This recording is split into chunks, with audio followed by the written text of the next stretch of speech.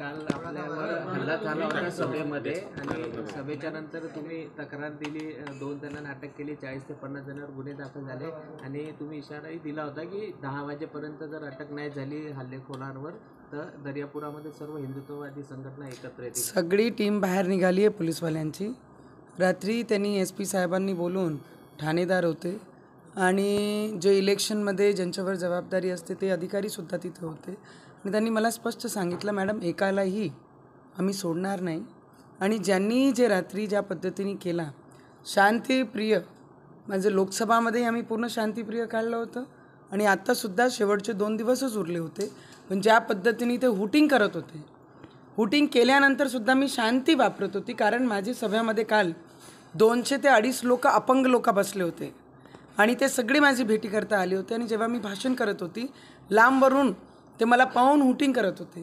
तर एवढा लांब होता अंतर, फक्त एवढंच ऐकू येत होतं कारण एवढे मोठे साऊंडमध्ये अल्लाहू अकबर अल्लाहू अकबर आणि माझे काही लोक तिथे उभे होते आणि ते ऐकत होते आणि ते चुकीच्या शब्दांनी सगळ्या गोष्टी माझ्यावर बोलत होते. तर माझ्या लोकांनी म्हटलं शांती ठेवा, आम्हाला काहीच कोणासोबत करायचं नाही आहे, शांतीने आम्ही सभा करून निघणार आहे. सभा झाल्यानंतर मी सगळे लोकांना भेटत होती, जसं मी नॉर्मली सगळ्यांना भेटून, मला कार्यक्रम संपल्यानंतरही अर्धा तास लागतात. खाली आली, कॉन्स्टेबल महिला होत्या त्यांच्यासोबत बोलली, मग जे हँडिकॅप लोक होते त्यांच्यासोबत बोलत होती मी, लहान लहान मुलं माझे सभेमध्ये होते त्यांच्या आईसोबत त्यांच्या मुलांसोबत बोलत होती. ते बोलताना सरळ तिथून कि तेरे को मार देंगे, तेरे को काट देंगे, हम अल्लाह के बंदे, हम अल्लाह के लोग हैं, तेरे को दिखाएंगे. मैं बोली शांत रखो भैया, कोई किसी को कुछ गड़बड़ नहीं करनी है, तुम कुछ भी क्रिएशन यहाँ करो मत. बस मी असं बोलणं आणि त्यांनी खुर्च्या उचलणं आणि आमच्या लोकांवर आणि आमच्यावर जोरात जोरात खुर्च्या मारण्यास सुरू केल्या आणि तेव्हाही सुद्धा मग माझे काही लोक आले आणि त्यांनी मला गाडीमध्ये बसवण्याचा प्रयत्न केला. मग मी पाहिलं की अजय देशमुख सारखे आणि त्या खल्लार गावाचे जे एक कार्यकर्ता ते झोपले होते आणि मी लेट पोचले, मग परत ते उठून आले होते.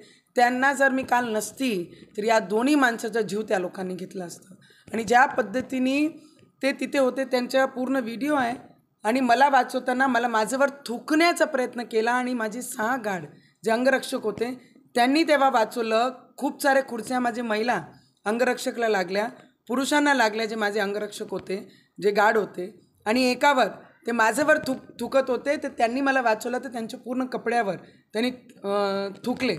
आणि या सगळे प्रकार जेव्हा झालं तर याच्यातून एकच स्पष्ट होते की देशामध्ये जे व्यक्ती आपले विचारांसाठी लढत आहे, जो विचार आपण घेऊन चालत आहे, ते विचार कोणीही स्पष्ट ठेवलं नाही पाहिजे. पण आम्ही बाबासाहेब आंबेडकरांचे विचारावर चालणारे लोक आहे आणि ते विचार घेऊन संविधानाला मानणारे लोक आहे. ते विचार घेऊन मी मैदानात आहे, कालही होती, आजही आणि पुढेही राहणार आहे.